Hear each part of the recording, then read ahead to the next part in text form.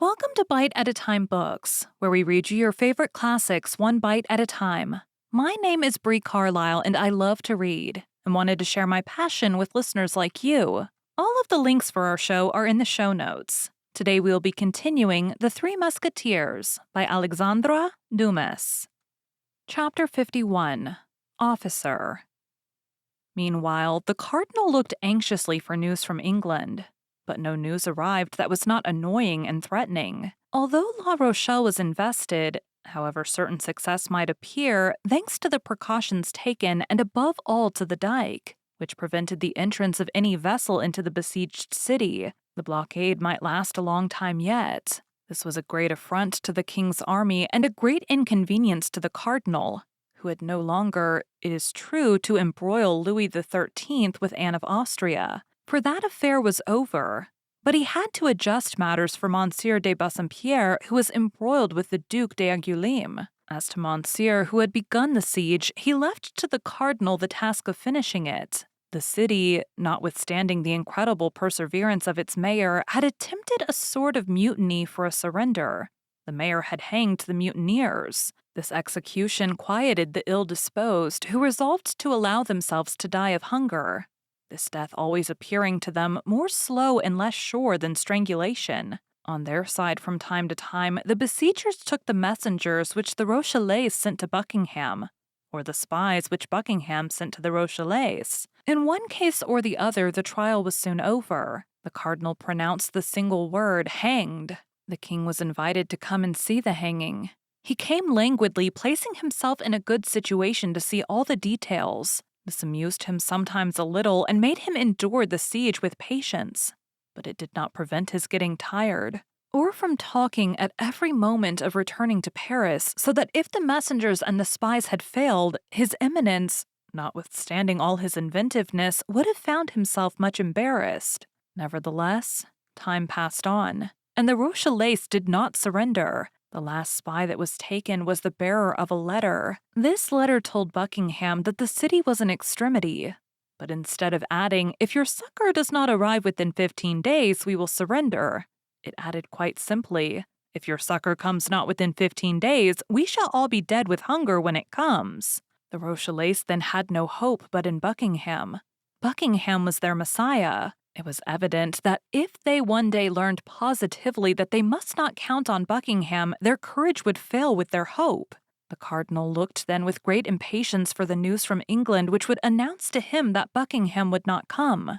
The question of carrying the city by assault, though often debated in the council of the king, had been always rejected. In the first place, La Rochelle appeared impregnable. Then the cardinal, whatever he said, very well knew that the horror of bloodshed in this encounter, in which Frenchmen would combat against Frenchmen, was a retrograde movement of 60 years impressed upon his policy, and the cardinal was at that period what we now call a man of progress. In fact, the sack of La Rochelle and the assassination of 3,000 or 4,000 Huguenots who allowed themselves to be killed would resemble too closely in 1628, the massacre of St. Bartholomew in 1572.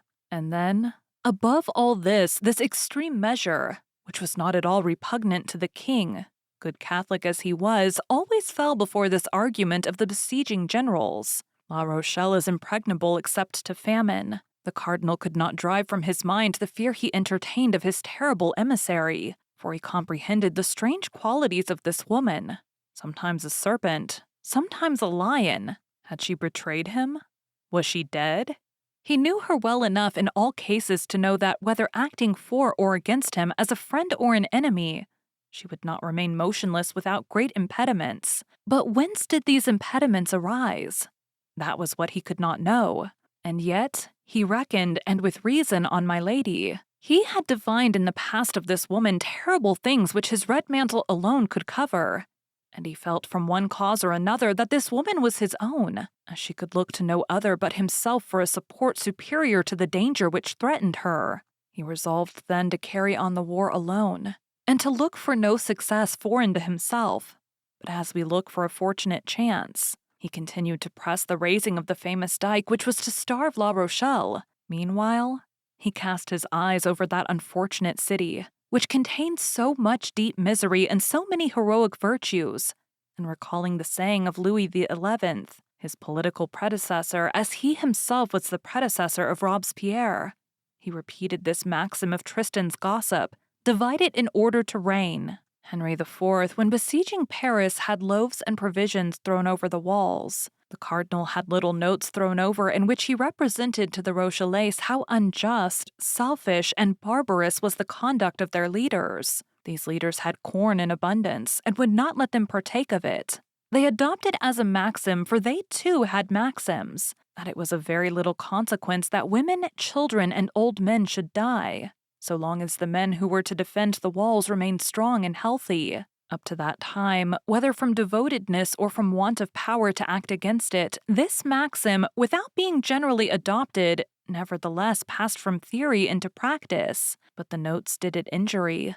The notes reminded the men that the children, women, and old men whom they allowed to die were their sons, their wives, and their fathers, and that it would be more just for everyone to be reduced to the common misery in order that equal conditions should give birth to unanimous resolutions. These notes had all the effect that he who wrote them could expect, in that they induced a great number of the inhabitants to open private negotiations with the royal army. But at the moment when the cardinal saw his means already bearing fruit and applauded himself for having put it in action, an inhabitant of La Rochelle who had contrived to pass the royal lines, God knows how, such was the watchfulness of Bassompierre, Schomberg, and the Duc d'Angoulême, themselves watched over by the cardinal.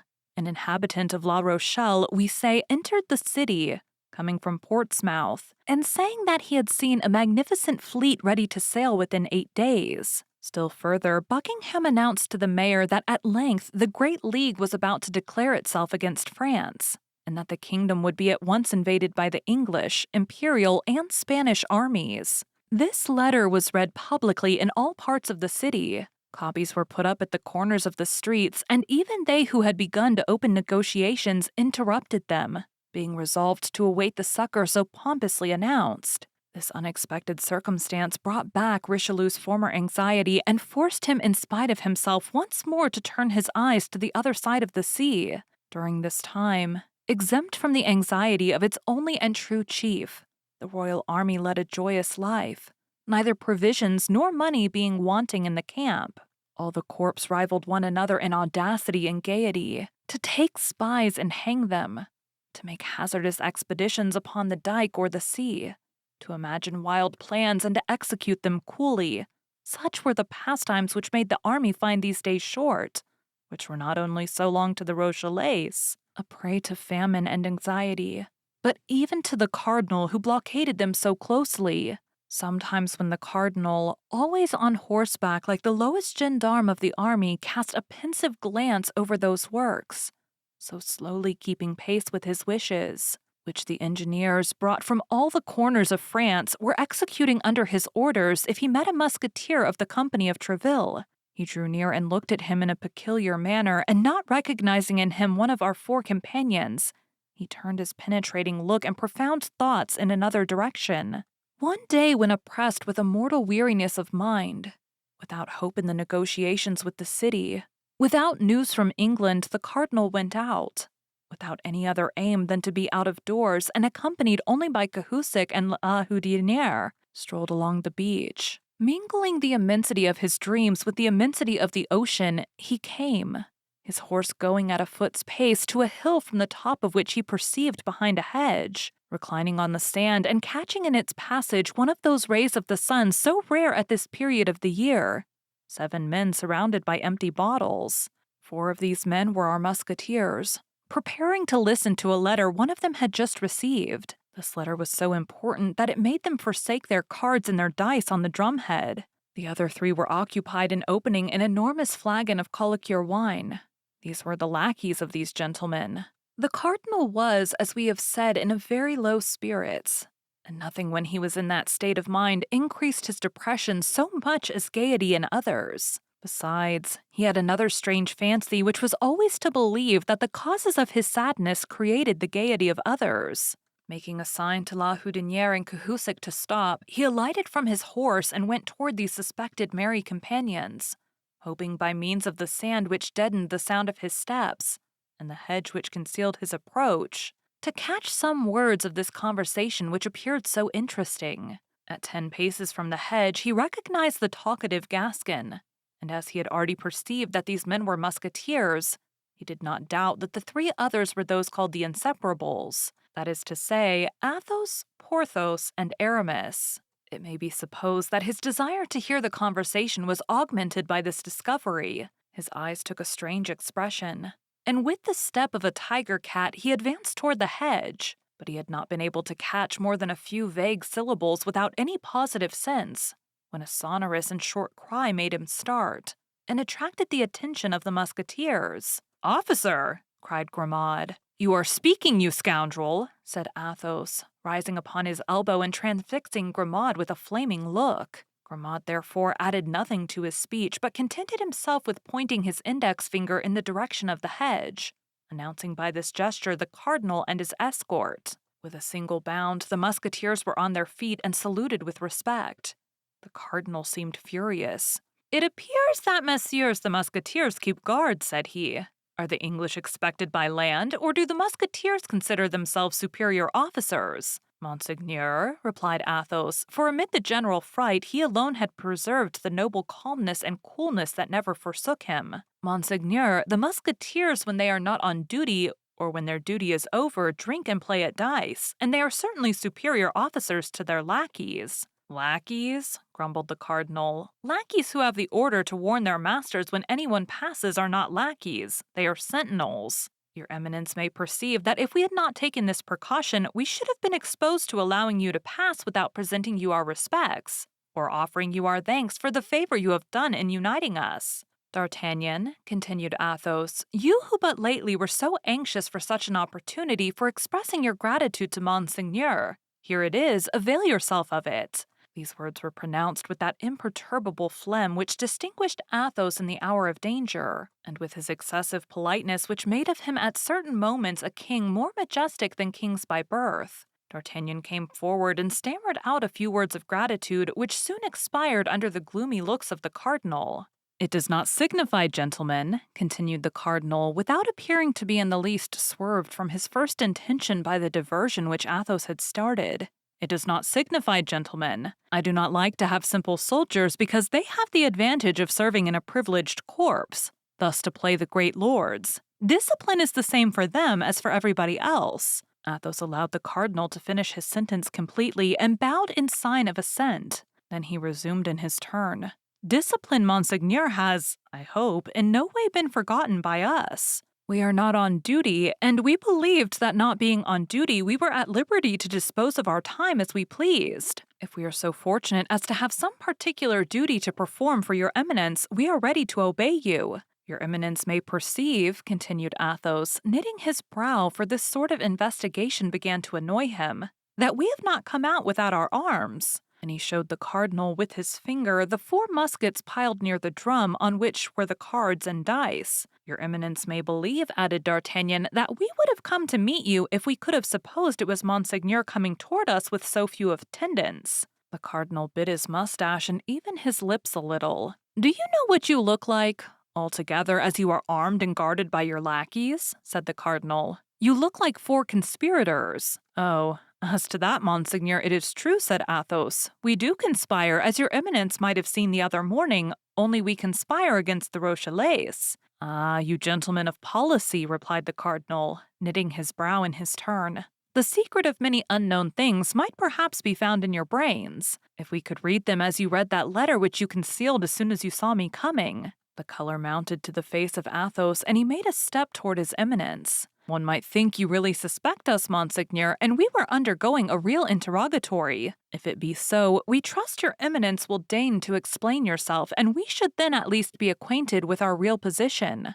"And if it were an interrogatory," replied the cardinal, "others besides you have undergone such, Monsieur Athos, and have replied thereto. Thus I have told your Eminence that you had but to question us, and we are ready to reply. What was that letter you were about to read, Monsieur Aramis, and which you so promptly concealed?" "A woman's letter, Monseigneur." Yes, I see," said the cardinal. "We must be discreet with this sort of letters, but nevertheless we may show them to a confessor, and you know I have taken orders." "Monseigneur," said Athos, with a calmness the more terrible because he risked his head in making this reply. "The letter is a woman's letter, but it is neither signed Marianne de Lorme nor Madame d'Aguilin." The cardinal became as pale as death. Lightning darted from his eyes. He turned round as if to give an order to Cahusac and Houdinière. Athos saw the movement. He made a step toward the muskets upon which the other three friends had fixed their eyes like men ill-disposed to allow themselves to be taken. The cardinalists were 3.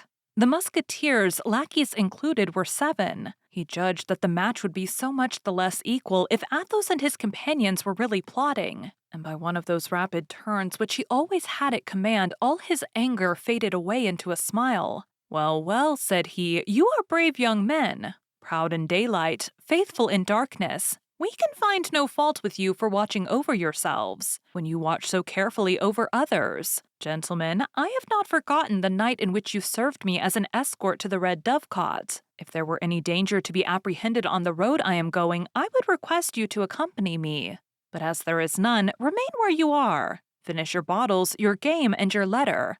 Adieu, gentlemen." And remounting his horse, which Cahusac led to him, he saluted them with his hand and rode away. The 4 young men, standing and motionless, followed him with their eyes without speaking a single word until he had disappeared. Then they looked at each other. The countenances of all gave evidence of terror, for notwithstanding the friendly adieu of his eminence, they plainly perceived that the cardinal went away with rage in his heart. Athos alone smiled with a self-possessed, disdainful smile. When the cardinal was out of hearing and sight, "That Grimaud kept bad watch," cried Porthos, who had a great inclination to vent his ill humor on somebody. Grimaud was about to reply to excuse himself. Athos lifted his finger, and Grimaud was silent. "Would you have given up the letter, Aramis?" said D'Artagnan. "I," said Aramis in his most flute-like tone. "I had made up my mind. If he had insisted upon the letter being given up to him, I would have presented the letter to him with one hand, and with the other I would have run my sword through his body." "I expected as much," said Athos, "and that was why I threw myself between you and him. Indeed, this man is very much to blame for talking thus to other men. One would say he had never to do with any but women and children. My dear Athos, I admire you, but nevertheless we were in the wrong after all." "How in the wrong?" said Athos. "Whose, then, is the air we breathe? Whose is the ocean upon which we look? Whose is the sand upon which we were reclining? Whose is that letter of your mistress? Do these belong to the cardinal? Upon my honor, this man fancies the world belongs to him. There you stood, stammering, stupefied, annihilated. One might have supposed the Bastille appeared before you and that the gigantic Medusa had converted you into stone. Is being in love conspiring? You are in love with a woman whom the cardinal has caused to be shut up, and you wish to get her out of the hands of the cardinal. That's a match you are playing with his eminence. This letter is your game. Why should you expose your game to your adversary? That is never done.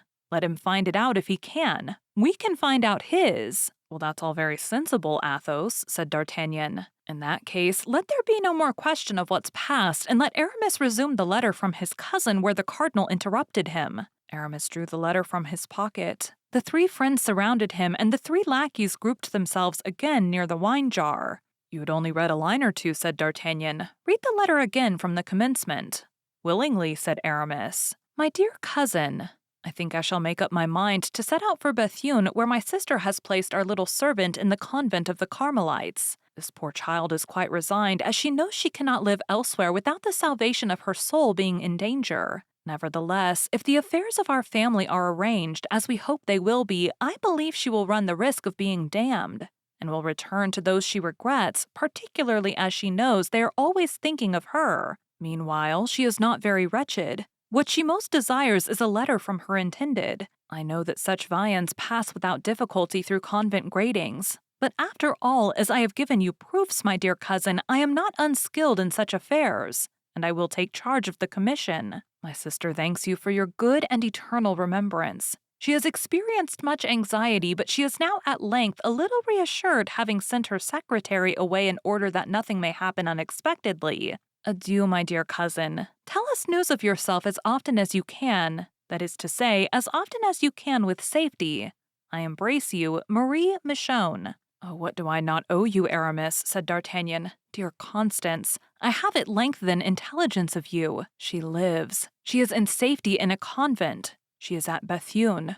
Where is Bethune, Athos? Why, upon the frontiers of Artois and of Flanders. The siege once over, we shall be able to make a tour in that direction. And that will not be long, it is to be hoped, said Porthos, for they have this morning hanged a spy who confessed that the Rochellais were reduced to the leather of their shoes. Supposing that after having eaten the leather they eat the soles, I cannot see much that is left unless they eat one another. Poor fools, said Athos, emptying a glass of excellent Bordeaux wine, which, without having at that period the reputation it now enjoys, merited it no less. Poor fools. As if the Catholic religion was not the most advantageous and the most agreeable of all religions. All the same, resumed he, after having clicked his tongue against his palate.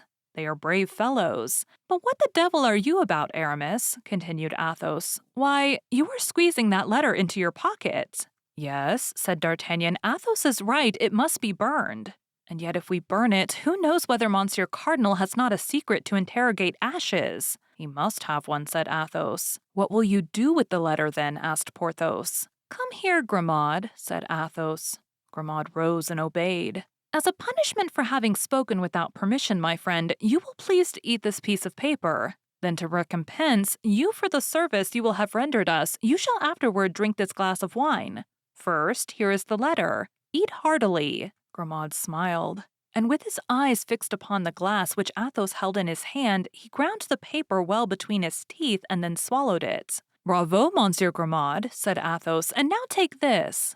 That's well. We dispense with your saying grace. Grimaud silently swallowed the glass of Bordeaux wine, but his eyes raised toward heaven during this delicious occupation, spoke a language which, though mute, was not the less expressive. And now, said Athos, unless Monsieur Cardinal should form the ingenious idea of ripping up Grimaud, I think we may be pretty much at our ease respecting the letter. Meantime his Eminence continued his melancholy ride, murmuring between his mustaches, these 4 men must positively be mine. Thank you for joining Bite at a Time Books today, while we read a bite of one of your favorite classics. All of the links for our show are in the show notes. We are part of the Bite at a Time Books Productions Network. If you ever wondered what inspired your favorite classic novelists to write their stories, what was happening in their lives or the world at the time, check out Bite at a Time Books, Behind the Story, Tuesdays wherever you listen to podcasts. Again, my name is Bree Carlile, and I hope you come back tomorrow while we take the next bite of the Three Musketeers.